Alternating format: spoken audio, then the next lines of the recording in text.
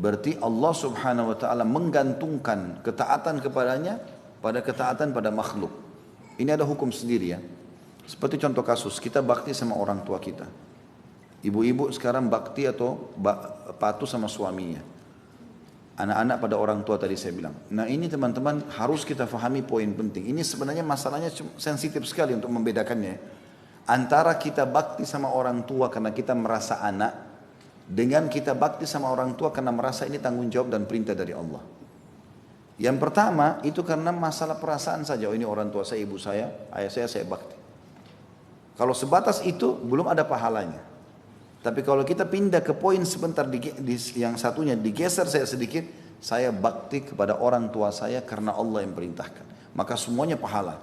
Karena bedanya adalah kalau yang pertama ini karena manusia kita bisa mengikuti perasaan kita.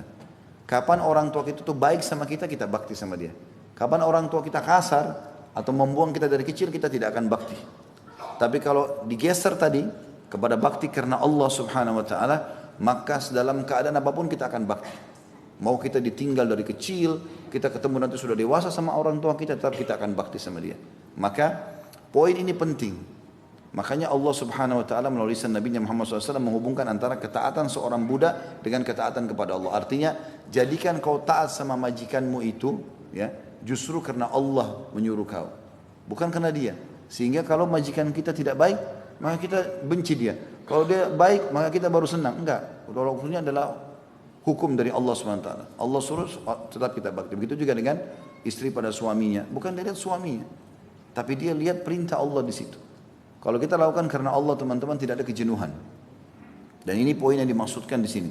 Siapa yang mentaati orang yang telah Allah perintahkan untuk ditaati, pemimpin negara misalnya tadi, suami bagi istri, orang tua bagi anak-anak, majikan tadi bagi budak ini, karena Allah, maka dihitung dia sudah taat kepada Allah. Artinya dicatat pahala, ibadah ya. Jadi kalau ibu-ibu niat dari awal memang mau bakti sama suaminya karena Allah, maka selama hidupnya maka dia akan dicatat pahala. Karena dia seperti orang yang terus menunggu instruksi apa dari suami yang saya akan jalankan.